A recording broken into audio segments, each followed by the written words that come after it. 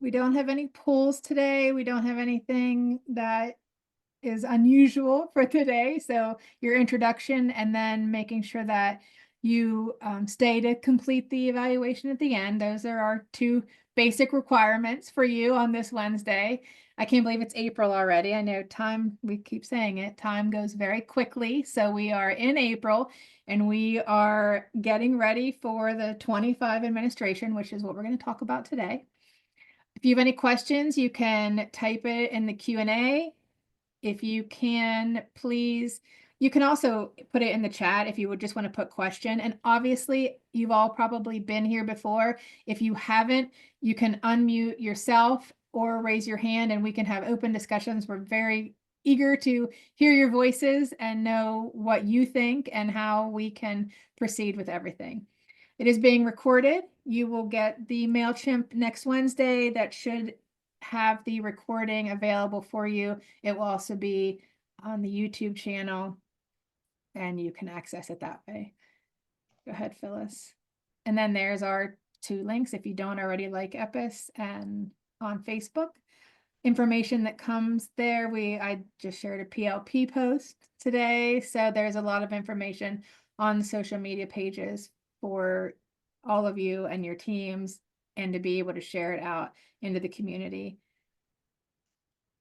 Today, we're going to have, here's our team. We just keep this screen there, you know, here's all of our faces. There is everybody's face. And today you have mine. Lee was unable to join us today. He had other commitments. And Phyllis is going to be our guest speaker. And I think probably most of you know Phyllis. Phyllis definitely has a lot of years of PAYS history, about 15, which is very appreciated as we move forward. The history from the PAYS is very important, and we appreciate you being here. And with that, I will hand it off to Phyllis, and she can start talking about what our PAYS administration and what we can expect. Everybody, so glad you're here today. I mean, I cannot believe it's already time to talk about recruitment again with PAYS. As when Elise said she's been around a while, I was thinking you better choose those words carefully. But yeah, I've been doing this a few years. I think I'm looking at everybody on our. I know many of you who have logged in today, and a lot of folks I'd love to meet in person. So hopefully we can do that soon. So one of the things that as we're moving forward, you know, we know that there is a lot going on, lot in political climates, lots in just things going on every day. There's a lot of unknowns. So one of the things when it comes to recruitment and definitely thinking about PAYS for the upcoming year, it might be business as usual. Maybe not. We definitely have to think about some things that, especially, you know, at the district level, I'm going to walk through a couple of ideas to think about, but some things you need to really think about, you know, has the political climate, it may have shifted. Even if you didn't have faces who changed, there may be some change within your community and around surveying in general. You may, you know, some things you need to think about there. I think one of the things we always need to think about when you go to talk to a district or talk about PAYS, you need to have that mindset approach of, well, they must be excited to get data.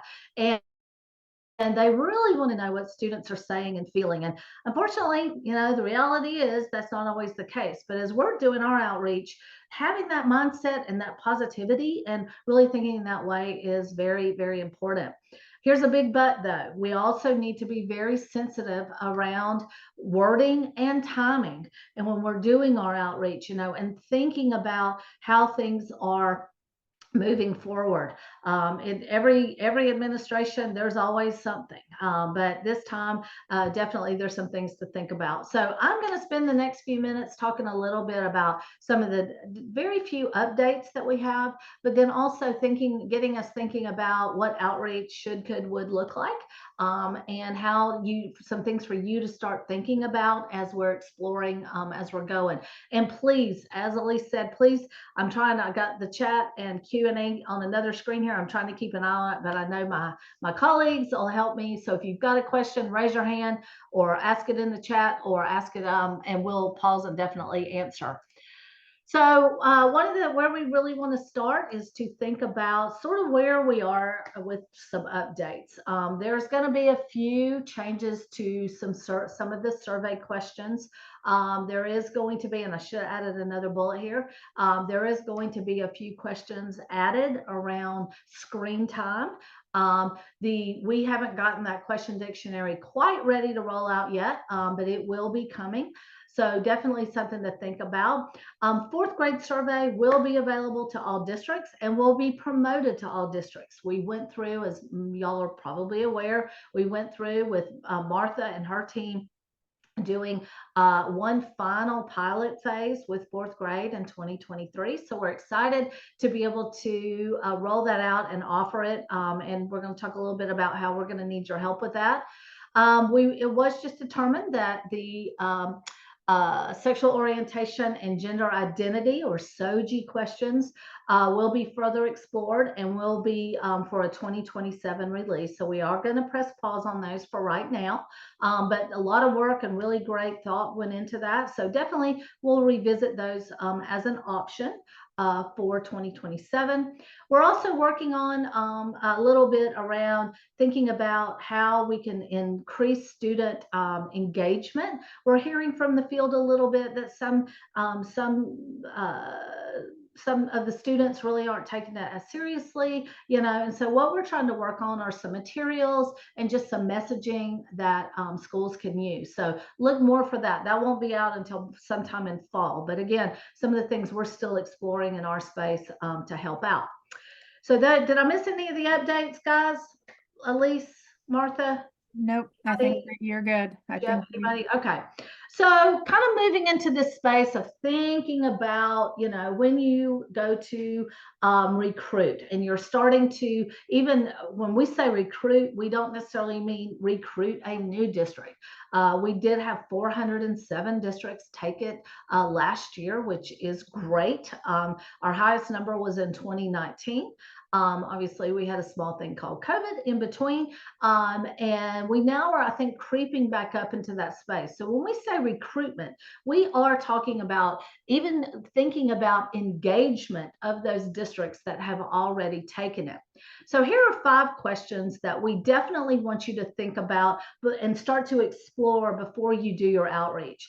One of them were, what changes were there at the school board or district in the district level administration? Were there, any changes in supers? Were there changes in director positions? Were there changes to your school board?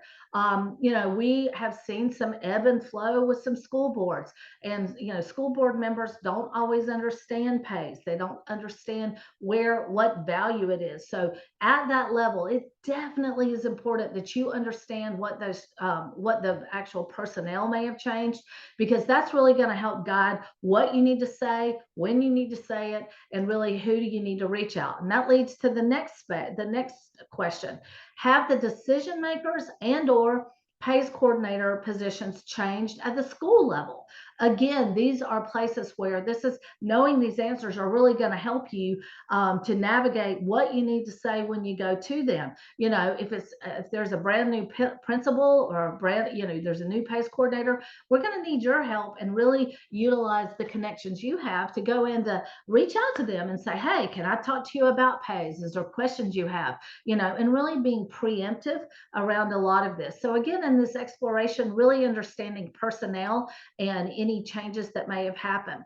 Also thinking about, are there any other key players, as I like to call them, that you would need to include? Maybe there are some local folks that don't understand surveying. Maybe there are some folks who you want to get on your team. Maybe there's some advocates that are really big in your community that really support PACE and use PACE, and definitely engaging them at this time, even though they may not be the one to actually recruit and sign up. But it's important to have those messages and this whole big community outreach when thinking about PACE. We also, I think it's important for folks to think about the district's history of taking the pays. This is one of the key things that I think is super, super important. Now, in the past, we actually had some maps on the PCCD website. Well, I don't know if many of you or all of you may have gone and you've seen there's been a revamp of the PCCD website. We are still in the process of working out what all will be there. Unfortunately, we are with those. I'm not sure if those maps are going to be back, and if they are going to be back, if they're going to be back in time for recruitment. But one of the things that would be important is to ask some questions. At least one of the things I was going to say to you, I think it would be helpful if maybe we had, in lieu of those maps, maybe we can create with Mary at Buck Harrison and her team, maybe a list that just sort of says how often, that we could just post. It'd be something super simple, guys, nothing that would be really fancy, but something you could at least reference of how long. So at least I had that thought last night about 3 a.m. So Okay. definitely want to Noted. noted. So look for that, when we get a little closer. But I will say that is something that is really important. And also want to talk a little bit about methods of your outreach and follow up. As I mentioned before, when you're approaching a school district, super important that you think about timing, thinking about what all folks have on their plates, thinking about when you're how you're reaching out to them. For some folks, sending an email might be a great way to engage. Actually, this week, and I was surprised, but Elise and I were actually in contact with the superintendent via email, and he was immediate to follow up, which was a great sign, shows where he was going. Now, he's a busy guy. Doesn't mean that would always happen. It may be that you may need to make a phone call. You may need to try to get some time, FaceTime with, especially if they're new to the position. Or also if you know that maybe some of this outreach is that maybe you get on a school board agenda and you talk about, and just sort of give some questions and be in a space of answering any questions your school district or your school board may have about pays. I know a lot of school boards have committees. Maybe that's an area that you could reach out to the head of that committee and say, hey, I'm here as a resource to really help answer questions, which really, a lot of times, folks who are struggling with pays and what to do with it, it's a big thing, right? It's a big process. But understanding what are the best ways to reach out. Now, I will say email is great. Telephone, a lot of people, I found recently more people are talking on the phone. It's interesting. It went for a long time. Now nobody was talking on the phone, and people are talking on the phone again. So maybe that's an opportunity. But it's also about not just the initial outreach, but it's also about the follow-up. If you reach out via email and you don't hear back, put a note in your calendar to go, oh, let me do a check-in. We're all busy, and really thinking about seizing those opportunities. I really like to use, and I know many of you on here, you are community, you work with community coalitions, your community organizations. This is a great, using pays is a great reason to just connect with the school district. If you haven't talked to them in a while, just to say, hey, wanted to reach out. So glad you're support. We know you've supported pays in the past. Just want to see if there's anything we can help you with. So really utilizing their outreach, but then also that follow-up and thinking about what are the best ways to really ensure that using pays as a connector back to those, back to the school districts themselves. So thinking about the formal part of the school district outreach and registration. So as you know, every year, Buck Harrison and the PaySAG and the leadership at the state level, we do very formal outreach to all school districts. Letters and question dictionaries will be sent to all superintendents in May. There'll be another outreach to follow up in a very formal way in August. Okay, just giving y'all some points of reference I think are important. So when you do your own outreach, you can say, hey, did you see? And we will let everyone know when those letters go out. You will know. That is something that we definitely will let you know when the timing is. So when you reach out, that's also a good follow-up. Hey, Mrs. Superintendent, did you get the letter? Just wanted to follow up if you had any questions. Again, a good reason to really reach out and make connections. As before, the registration process will be online only. It was a form, if y'all recall, superintendents or their designee do need to be the ones to fill it out. That registration form will be ready in May. When that gets ready, that triggers the letters and the dictionaries ready to go out. We also will have available, just as we did last year, the live registration Airtable that you can bookmark and you can check in to see what districts have registered. On that form, you'll be able to see how many districts are registered and when they registered. You'll also be able to see if the school district there's a column that will show when the superintendent, I think most of you have heard this before, but when the superintendent registers, one of the registration questions will be, do you want to share this with someone externally? That means immediately that would trigger when they get the report, whomever they have listed with their email contact would also get the report. That's another really good thing to talk with your superintendent about, and just getting in that space of kind of being preemptive, if you will, because if you go on there and you see, oh, they didn't list your name, it's a good reason to follow up, because you can go back and you can add that afterwards. Also, you can check to see if they've done online or paper pencil registration. And again, we'll talk about that a little bit more here in a minute. But you can check out where all of this information, there is a section on the new pays.pa.gov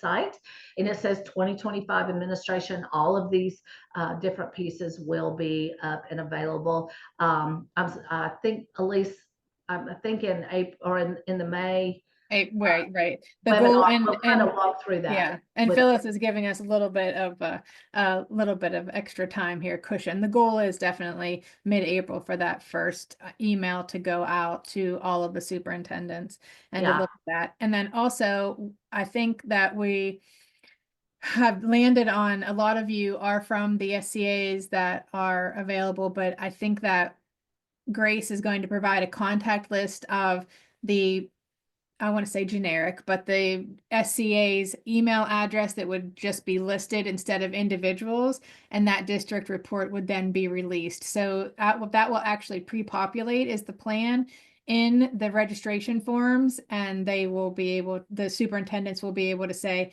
yes, I want these people, this agency, this email to receive the district level report, or no, I do not. So again, we'll let you know, like I will definitely send everybody an email that's registered for the First Wednesday webinar. So when the email went out, and if you can touch base with the superintendent if you would like that district level report. I'm not sure. Do any of you, you can chime in the chat, do any of you have struggles with getting the district report? I'm just curious in the past if you've wanted to access that, has it been an issue? So, but that's good. So go ahead, Phyllis. Thank you. Oh, great. Thank you. And I did give a little cushion in there. These days, with everything going on, cushion is not a bad thing. That's not at all. Not at all. So Pays Online. So this is something that is sort of near and dear to my heart, because this is something we have really been striving for over the past administrations. You can see here we have the historical online administration. We're expecting very high rates again. You can see here we started in 2015 with online. I had about a quarter of the districts, a little over that, participate, and every year we get more and more and more. 2023 we had 95%. This triggered a small project that I've been working on to reach out to those districts who did on paper pencil to explore with them you know, would they be willing to change? What were some of their obstacles? And there were about 40 districts, give or take, and some of those were non-public schools that were included in that, and charter schools, but that did paper pencil. So I did a little survey and found out most of them would be willing to go online, and definitely we are going to seize that moment and again try to reach in this space, because we are, you know, our anticipated rate for 2025, and I'm just making a guess here, somewhere between 97 and 99%, because we definitely feel like we are in a really great space. You can see in the second bullet there, this, I should have highlighted this actually, because in 2027, we will be going to an online only administration. Now, we aren't just going to say, oh, if you can't do it, then you're out. We're going to do everything we can to help those districts who to do it online. It seems, and I was doing a little investigation, and that that in 2026, all PSSAs and Keystones are going to have to be done online by every district. So a lot of the districts who've had maybe some laptop issues, maybe some Wi-Fi issues, they're going to have to work with PDE to work that out. And so we that we are so we're really trying to work in that space, because if they're in a space where they have they have to do Keystones and PSSAs, they should be able to do Pays Online as well. So we definitely want to support them. One thing with the registration this year that we're going to add is if they have, when they go to, because they have to choose as part of registration, paper pencil or online.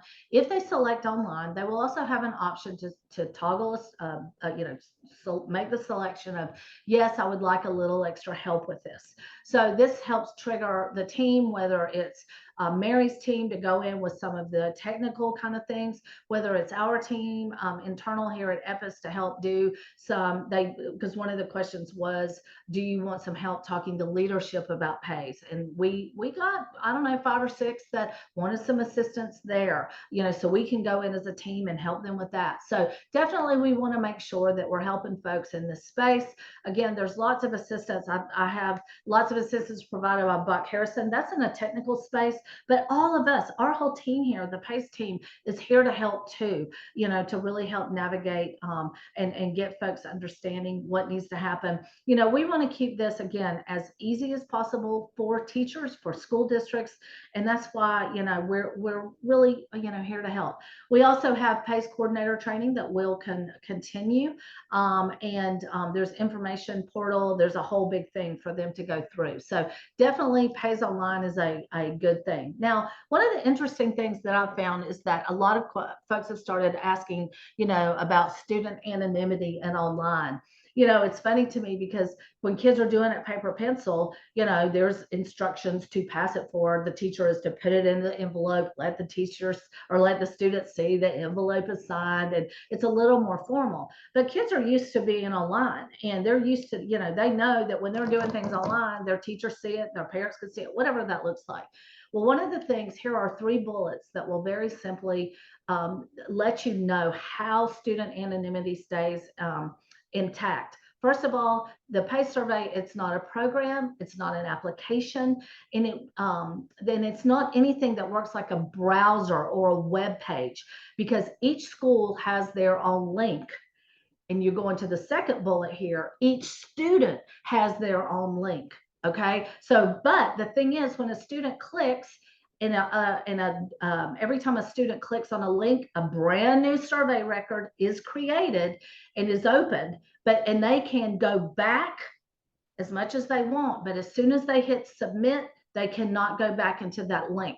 They would have to start over. So once that submission is hit, that survey record number is totally gone. No one knows. It's the survey is dumped into the whole big pile, if you will, of in that technology space with all the rest of the students. And I can understand where students are like, wait a minute, somebody can go back and check on this. And but a they lot, really a can't. lot of them say my IP address, or you can like And I think we need to be very clear. We know that a student took a test on this IP address. We don't know what student, we don't know what the answers were. We cannot tie specifics to that. And that's a big thing that we've heard with a lot of the high school students. Like, oh, you can track my IP address. But you're right, we can track that there was a survey done. That's it. Like, that's the bare minimum. We cannot access anybody. There's number one, no identifiers on any of the surveys for the student. No name, no other identifier. I mean, demographics, but no other identifiers. And like we said, it goes into the big survey pile, and we don't know who did it, where they did it, or what their answers were. So it's kind of a big deal right now for the kids to pay attention to. So talking that language and making sure that you can understand that really it cannot be tracked, and that's a big deal. And I think one of the things too that we are working on currently is a video project that kids are going to watch prior as a proctoring video. It's very updated. It's going to be very, we hope, a little more kid friendly, a little more interesting. And part of what is addressed in there is this, and it does talk in their language to them about it. So we're really hoping that, we don't hear this a lot, but we do hear it. So we definitely want to give y'all, for those folks in the field, the ability, in the words to be able to answer that question. So the thing is that online participation, here's some key points, and I don't think that that you're going to have anyone, if they've done it once, they're going to keep doing it more than likely, but it's still good. If they do push back, find out why they want to go back, let them know that prepare now, because 2027 is going to be online only. That is the direction we're going. Using the reasoning that, remember, with online participation, you get that early report in December. If you do paper pencil, you don't get data till April. So that's another really good reason to get them to really participate. Also too, really promoting that, hey, if you're concerned, definitely utilize the assistance that's out there. We're here to help. We definitely want to. So one of the last questions we get, if a district happens to register paper pencil, can they change it? Yes. All you have to do is have the superintendent reach out to Mary, and her email address is listed here. So definitely something to think about. So moving a little bit, kind of staying in that space of something new and exciting, fourth grade participation. We need you. We need your help in getting school districts to consider participating. I've heard from the field that there's some misconceptions. The fourth grade is nothing like. It is totally different than what we refer to PACE Senior, which are your 6th through 12th. That is a totally different survey. The fourth grade, we're referring to it as PACE Junior, is definitely something that it's very in that very social emotional space. So we'll go through here in a little bit about the topics that are covered. Now, not everyone has to do it. This is an opt-in selection at registration time. This is a time for, folks to consider doing it. It's only 41 questions, and it's online only. Okay, there's no paper pencil option for it. There will not be an early report for fourth grade. However, they will be getting their own special fourth grade report in April when the senior is listed. That's at least currently what we know. Right now, also currently, there are only school district level reports. There's not a county report and state report, but maybe in the future, as some more districts get on board and working through it, this is something we could consider for the scope of work later on. And then also there's no cross tab available like there is for PACE Senior. So, but again, maybe in the future, the more folks that we can get to participate with this fourth grade, the more that, our system at the state level will be exploring ways to keep the data valuable and useful. As I said, the topics covered are very different. We don't ask any drug and alcohol questions. We ask questions, obviously, demographics. We ask a few questions about their relationship with parents and caregivers.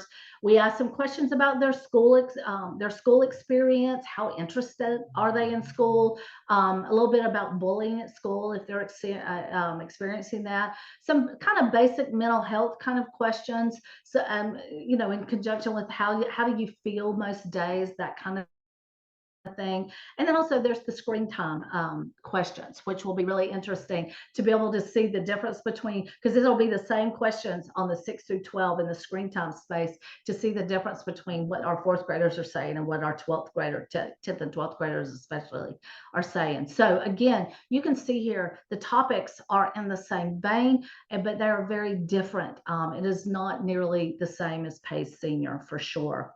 So in summing it all up, sort of thinking about, here's just some real, basic questions.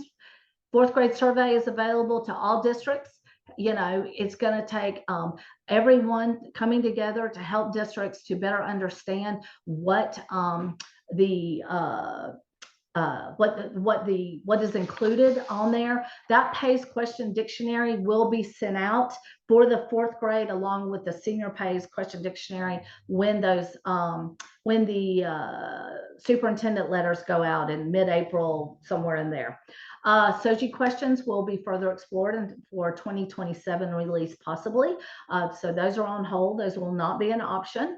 And again, we're working on some student engagement materials that will be ready for fall to come up. So again, these are just some cool things that are coming up, that we're looking forward to really exploring and moving forward. Again, here's just the the 5 questions that I posed before, to regroup when you're thinking about outreach and thinking about what you want to do. The biggest advice I can give you is take pause.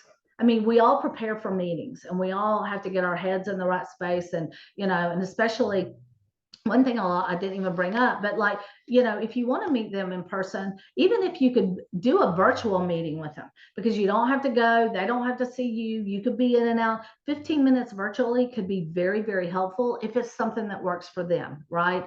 One of the other things I'll say too, if you go to visit in person, be sure to take them something, be sure to, hey, we really, these are just some recruitment ideas in general, but be sure to sort of think about what they like. If you've got some tchotchkes and some things from your organization, take them that pen or that squishy ball or whatever that might look like.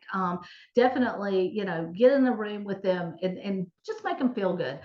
It's also important, to really understand some of the things, how long have they done it, what changes have happened, and really understanding the landscape now of where the district is when it comes to surveying. Never take for granted that just because they've always done it, they're going to. More than likely they are, but we just need to be, we kind of need to stay on top of that, because a lot of things are changing very quickly these days, as we know. So in saying all of that, I want to press pause a little bit and oops, I need to go backwards. Sorry. So are there questions? What can we do? I was trying to look in the chat and see if there were any questions. There weren't a lot. It was where there was a specific question for you from Dawn about a specific school. And I think that, Phyllis, there weren't that many that were paper pencil still. And really, I do feel like it will be a little bit of a,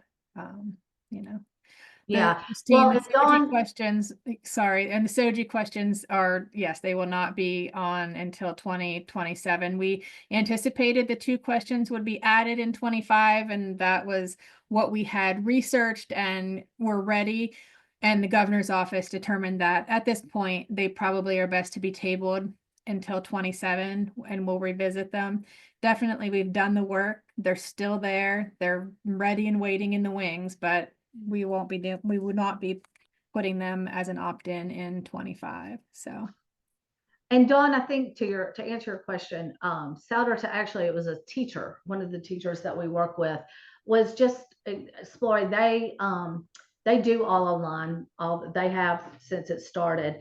But one of the things that, the teacher had made the comment about that, when the proctor says, well, if you don't have to do this, then you can just put your head down and not do it. And then the kids don't do it. But the interesting part about it is they had very high participation rates. So again, some of this is a little bit of perception. And what we are hoping again with this engagement of getting the kids, letting, kind of promoting, this is your voice. This is where use this time, to really ramp up. So we're hoping, Dawn, that it's not a district level, but it was more sort of an observation about that. But if you've heard anything, let me know for sure. Phyllis, I just added, just so you know, I did put the link in for those of you who haven't seen the 4th grade. That's where we're at. And Howard, I know you're on here, and I'll send that to you also. I did get your question, and I wanted to wait until it was finalized. But this is the 4th grade survey, so you can take a look at it. If you're interested in what the questions are, the PACE senior, the PACE traditional hasn't had a lot of changes. Like I said, we've added the social media, and Phyllis had said there's not that many changes, but the 4th grade is definitely new, and to get your eyes on it, I think is helpful to be able to talk about it and recruit it. And if there are any schools who are interested, or if you're working with schools where there are concerns, or there's certain things that we can use the 4th grade PACE Junior to do, that would be great. And I just wanted to make sure everybody had a copy of the survey. And Courtney, I see your question. The 2025 survey questions will be available for PACE Senior when the survey, goodness gracious, the letters go out to the superintendents. So those, both the 4th grade and the senior will go out at that time as well. Donna, I see you have letters being sent to via email or postal email. So they'll be sent via email. Oh, I'm sorry, Lisa, I didn't see you answer that. Okay, that's all right. No, that's okay. It's better to answer it. Not everybody has the chat open, so it's easy to overlook. Absolutely. So any other questions?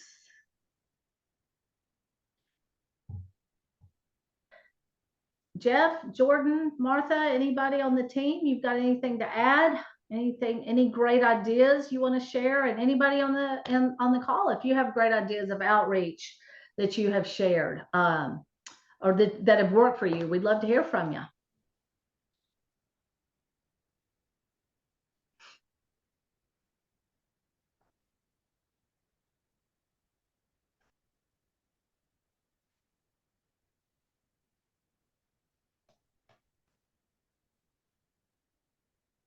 Phyllis, I can't think of anything to add right now too, but for anybody that's a participant today, any questions that you have for us might prompt me to think of something.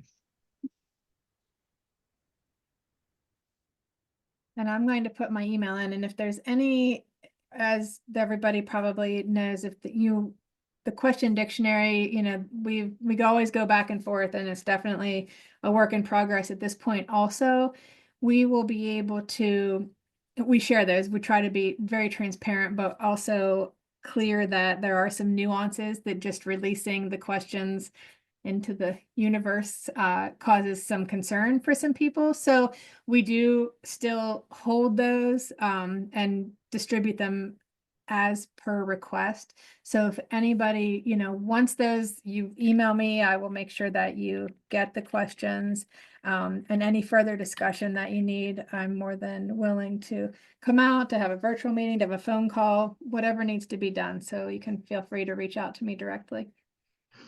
And I think, and thank you for bringing that up, because I think one of the things that the 4th grade is pretty straightforward. I mean, here's 41 questions. You will see it's very simplified responses.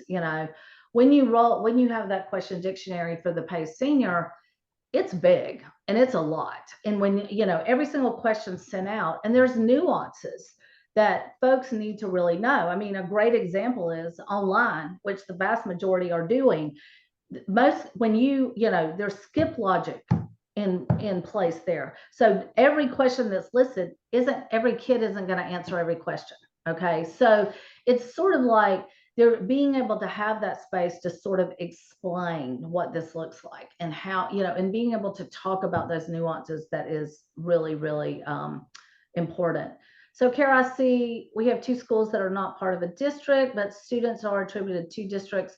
Would they be able to participate in the survey as a separate entity, or would they have to get each district survey link for each individual? So Kara, could you say a little bit more about that?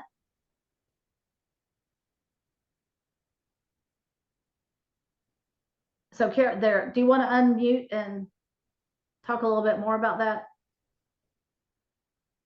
Can you unmute yourself, Kara? I'm not sure.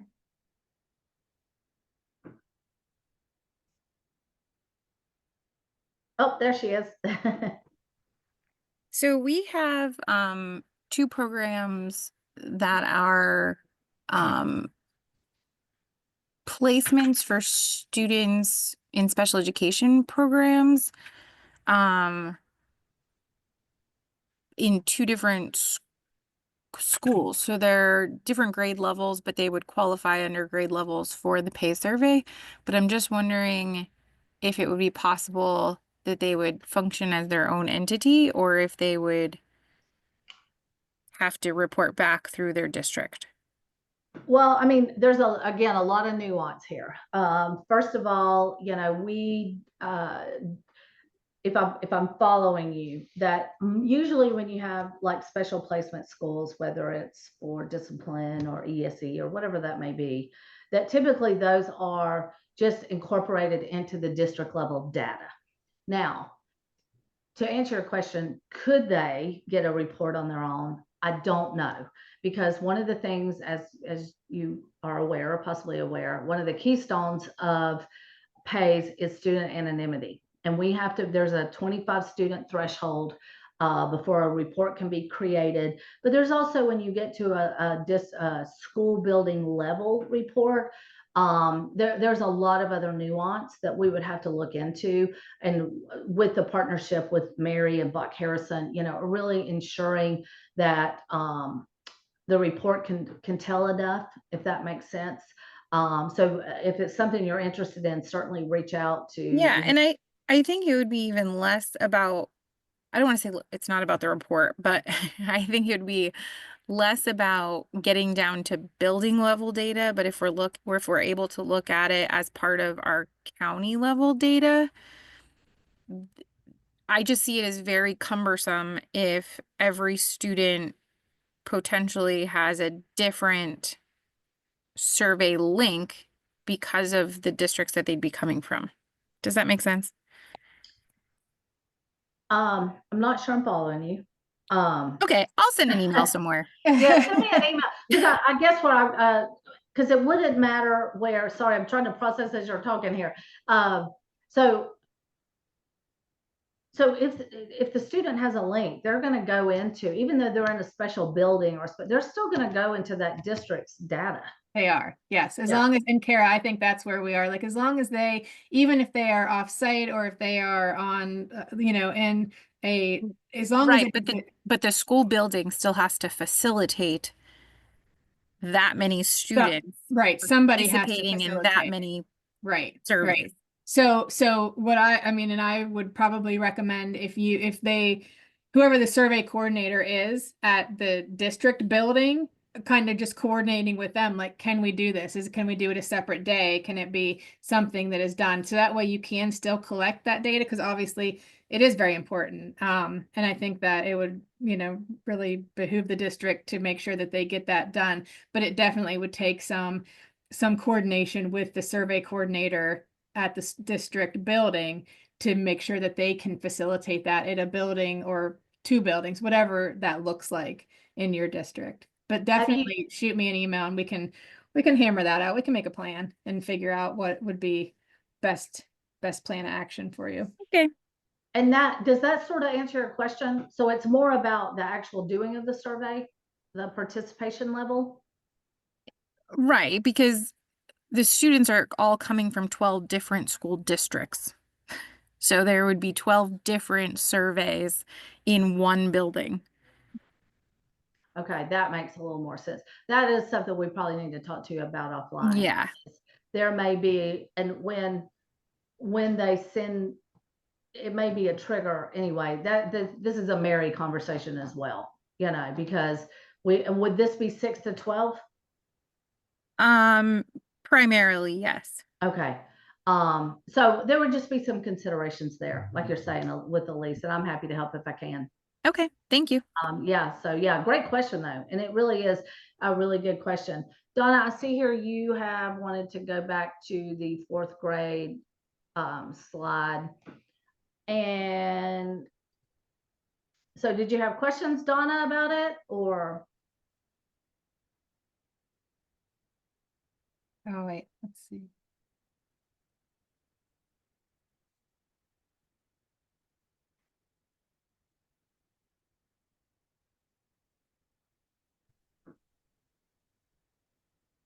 Hi there. No, I just wanted, I missed halfway through that process. I missed what other kinds of questions though. Okay, no worries.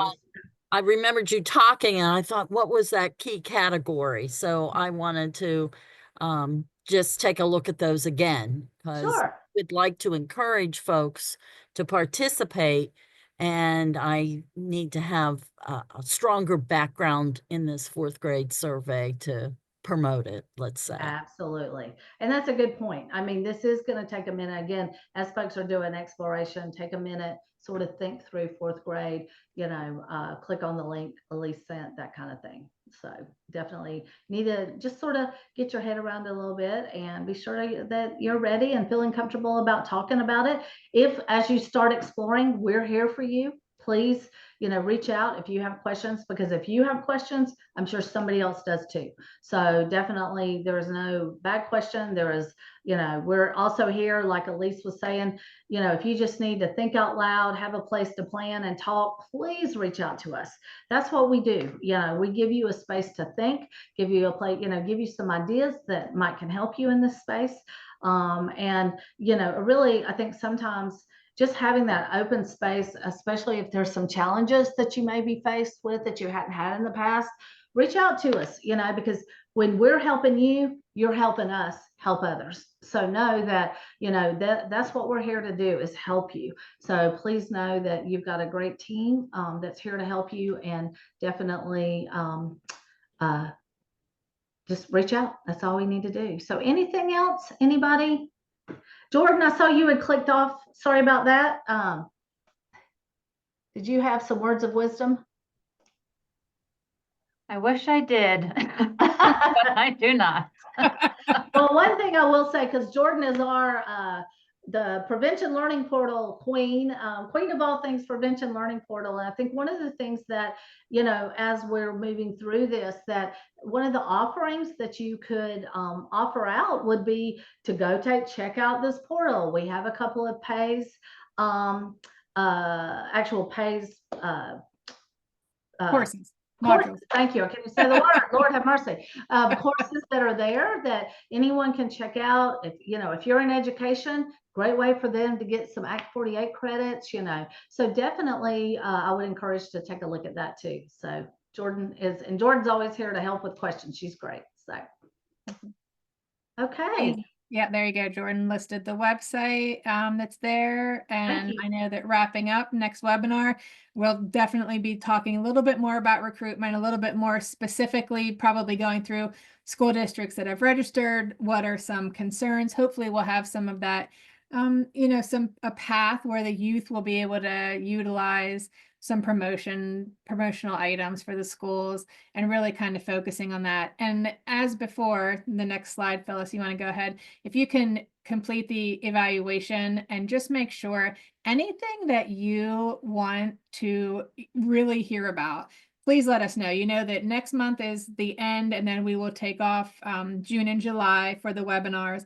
And then we're coming back in August, and that'll be full force. Here we are, administration, what's happening and what do we want to see. So, you know, looking at reports, looking at, you know, what would you like to hear about and learn about, and really focus on for the first Wednesday webinars, because I appreciate all of your attendance, and I hope that everybody gets something out of it every Wednesday that they join us, because I think there's always something to learn, whether you're new or whether you are seasoned in reference to the pays, that there's definitely something that we can, hopefully, that you can learn every time that you're here.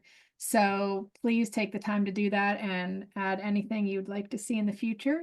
And I think probably that is the end of our day. Does anybody else have any questions, anything that you'd like to add? I am putting in no, I'm not. It won't let me do it.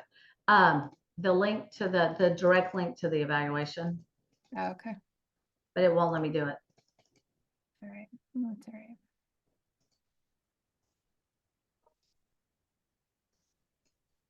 It's okay, you should get it. And again, if you can scan it and. Yeah, but hopefully- if you didn't want to scan, you can also click on that as well. So All right, so we will leave that, I'm gonna leave that, you can go back there, Phyllis, if you want, if the, oh, just in case anybody didn't. Yeah, so that, we'll just leave that up there for a few minutes, and then, the next one, I think everybody like us on Facebook.